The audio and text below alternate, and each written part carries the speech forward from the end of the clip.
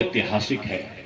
और आज आज जो है मुख्यमंत्री न केवल महिलाओं के लिए काम कर रहे हैं, बल्कि आज देश के प्रधानमंत्री भी, आप देखो तो नैमिषारण्य का यहाँ पर जो आपसे कुछ दूरी पर है, नैमिषारण्य का पूरा पूरा आवरण बदल गया है।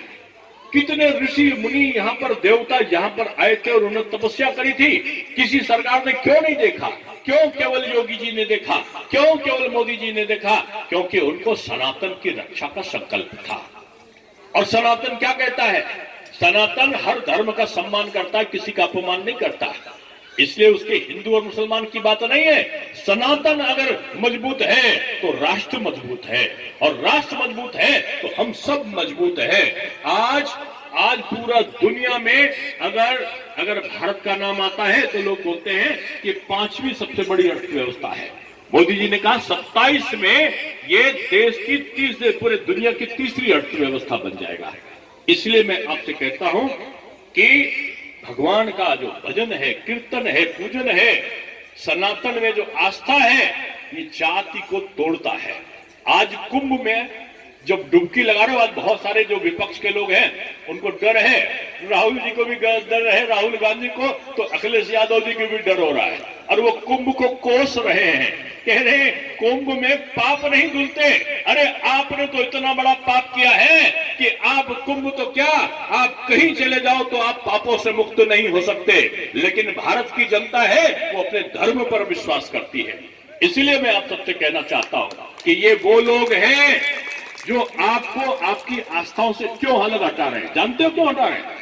क्योंकि कुंभ में जो स्नान करना, अभी तक ये कहते थे कि ये पंडित जी लोग जो हैं ये रावत जी को नहीं चाहते, ये रावत जी लोग हैं, ये लोधी जी को नहीं चाहते, ये लोधी जी जो लोग हैं ये वाल्मीकि जी को नहीं चाहते, ये वाल्मीकि जी लोग हैं ये ठाकुर लोग इनको नहीं चाहते। ये कह कर लाते थे सनातन में। लेकिन कुंभ में चले जाओ, केवल इंसान दिखेगा, सनातनी दिखेगा, सनातन धर्म को मानने वाला दिखेगा। न अगड़ा, न पिछड़ा, न अनुसूचित, न दलित, न सवर्ण, एक ही है, वो भगवान को मानने वाला है और वो सनातनी है। यह जो वातावरण और आडंबर है, ये विपक्ष के लिए सबसे बड़ा चुनौती है। वो क्या करते थे कि पहले जाति को लड़ाओ। वो ये नहीं देखना चाहते कि मोदी जी सबको नौकरी दे रहे हैं, योगी जी गांवों की फसल को आमदनी दुगनी करने की कोशिश कर रहा है, ये नहीं देखते थे। और ये नहीं देखते थे कि योगी जी सबकी कन्याओं का विवाह करा रहे जाति और धर्म से अलग हटकर। वो ये नहीं देखते थे, वो ये नहीं देखते थे कि आज वो कंबल जगह जगह बंटवा रहे, आज वो उपकरण जगह जगह बंटवा रहे, वो विभिन्न प्रकार की योजनाओं में गरीबों को मकान दे रहे हैं। ये विपक्ष को नहीं दिखता।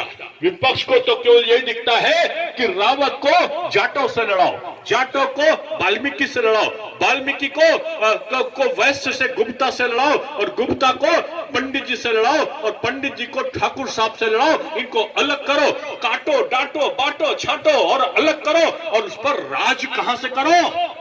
दूसरे को आप तुष्टिकरण करो, और तुष्टिकरण करके उन भोले भाले लोगों में, भोला भाला बोलता हूं मैं, हिंदू मुसलमान नहीं करता हूं। और मैं मानता हूं जिस दिन मुस्लिम वर्ग के लोग पढ़े लिखे हो जाएंगे, इन विपक्षियों को ठोकर मार के भगा देंगे। लेकिन उनको पढ़ने नहीं दिया इन लोगों ने, और उनको केवल फतवा जारी करा देते हैं कि जाओ मोदी आ गया तो तुमको खा जाएगा, योगी आ गया तो तुमको खा जाएगा। और उनका एक तरफ का वोट लेते हैं, फिर कोई जाति को पकड़ लेते हैं और जाति को पकड़कर अपने चुनाव में जीतने का सपना देखते हैं। मेरे भाई, सब करना, एक चीज याद रखना, तुम सनातनी हो, तुम हिंदू हो, तुम सबका सम्मान करने वाले हो। तुम कहते हो कि प्राणियों में सद्भावना हो। प्राणी कौन? वो जीव जंतु भी। प्राणी कौन? वो हिंदू भी, वो मुस्लिम भी। मानव का कल्याण हो। तुम पाकिस्तान का भी कल्याण की बात करते हो, तुम चीन के भी कल्याण का बात करते हो, और कहते हो सर्वे भवन्तु सुखिनः, सबके सुख में मेरा सुख है, यह बोलता है सनातन। लेकिन वो इस सनातन को ही क्यों बांटना चाहते हैं? लंबा सा चाकू, जन्मदिन पर केक, काट काट के अलग अलग करके और फिर मोमबत्ती को जलाकर उसको फूक फूक के उजाले के बजाय अंधकार कर दो और अंधकार करने के बाद अलग अलग बांट के कहो हैप्पी बर्थडे टू यू। नहीं, ये अलग करने की संस्कृति है। हमारी अम्मा दिया जलाती थी भगवान के सामने, जीवन में प्रकाश हो। वो अलग अलग जो बूंदी होती थी, मोतीचूर का लड्डू, अलग अलग नुक्ती को एक में मिला के लड्डू बनाती थी।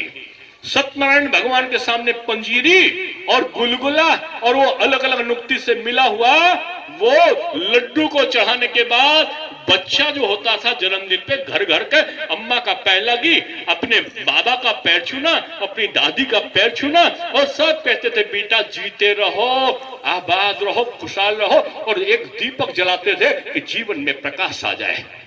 लेकिन ये लोग हमारी संस्कृति को खत्म करना चाहते हैं, इसलिए ये केवल कंबल नहीं बटा है, ये राजू की ममता चैरिटेबल ट्रस्ट का ये भी एक उद्देश्य है योगेश शुक्ला जी का कि हमारा धर्म कंबल बटेगा लेकिन धर्म नहीं बटेगा। ये उपकरण मिलेंगे लेकिन ये विदेशियों की जो कार्य संस्कृति है ये नहीं मिलेगी।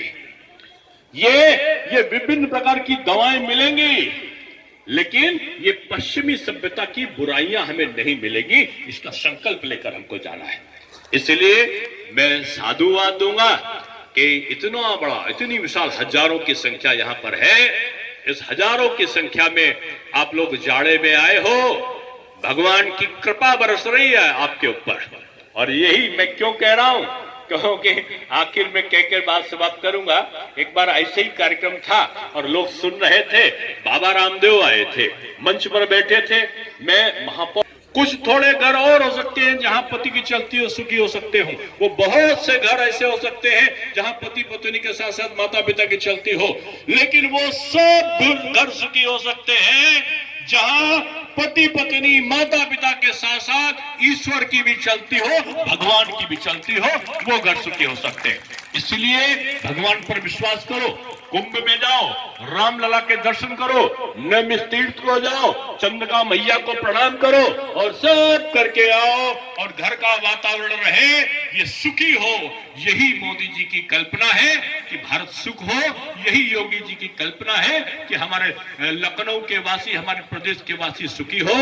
यही कल्पना को लेकर हम लोग आए हैं और मैं साधुवाद दूंगा कि योगेश शुक्ला जी ऐसा कर्तव्यनिष्ठ, योग्य, ईमानदार, समर्पित ये राजनेता आपको मिला है। और सोने में सुहागा, जीजा को मिला साला। अब यहाँ पर खराब चीजों पर लगेगा ताला क्योंकि अब दोनों की जोड़ी ने मिलकर निश्चय किया है कि अभी और कार्यक्रम करेंगे।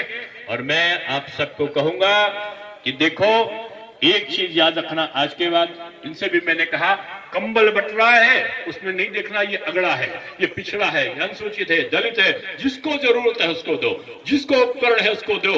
इसलिए आपसे भी कहूंगा कि देखो, ये अनुसूचित है, ये दलित है, ये पिछड़ा है, ये सवर्ण है, ये अन्य जातियां हैं, सब मिल जाओ और मिलके बजरंगबली का घूंसा बनाओ और मेरे साथ एक बार फिर से बोलो, बोलो भारत माता की, और जोर से बोलो, बोलो भारत माता की।